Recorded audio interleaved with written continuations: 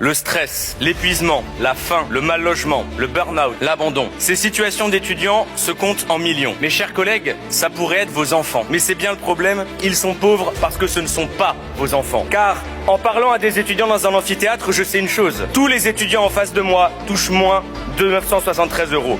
Ils vivent tous sous le seuil de pauvreté. Car, et vous le savez très bien, dans votre système, tous les étudiants sont pauvres. Mais pourquoi? Pourquoi est-ce que tous les étudiants sont pauvres? Eh bien, c'est très simple. Quelle famille est capable, par ses propres ressources, de financer les études de ses enfants? Quelle famille est capable de donner 563 € de loyer à payer en moyenne, 250 € de produits d'hygiène et d'alimentaire, 30 € d'internet et de téléphone, 100 € de gaz et d'électricité, 30 € de transport? Quelle famille est capable de donner 973 € chaque mois à son enfant pour qu'il puisse avoir ne serait-ce que le besoin minimal pour vivre pendant ses études? Quasiment aucune famille ne peut le faire. Et c'est ça que vous hurlent les étudiants. Et vous leur répondez avec votre arrogance bourgeoise, vous n'avez qu'à bosser à côté de vos études. Comme si les étudiants n'avaient pas déjà 20 heures de cours par semaine, des dizaines d'heures de révision à la maison. Comme si les 35 heures n'existaient pas déjà pour eux. Comme si la moitié ne travaillait pas déjà dans des entreprises qui profitent de leur précarité étudiante pour les sous-payer, pour les exploiter. Comme s'il n'existait pas cette injustice, celle de cet étudiant qui a travaillé pendant ses études, qui le jour de l'examen se retrouve assis à côté de cet autre étudiant dont les parents sont riches. Comme s'il n'existait pas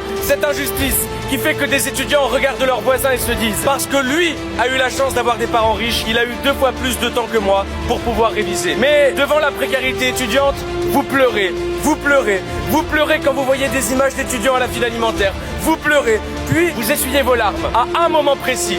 À partir du moment où il faut payer, à partir du moment où il faut sortir le portefeuille de l'État pour abolir la précarité étudiante. Et vous répondez, vous savez, nous aussi on est passé par là, nous aussi on a connu la précarité pendant nos études. Bravo, très bien. Et vous voulez pas abolir ce système qui vous a fait vivre les inégalités, la précarité, l'injustice? Vous vous en êtes sortis et vous ne portez que la voix des étudiants qui ont réussi et jamais celle de ceux qui ont échoué. Parce que c'est bien de tout ça dont on parle. De députés qui appartiennent tous à la petite bourgeoisie et qui viennent expliquer que la précarité des étudiants fait partie de la compétition pour la réussite des études.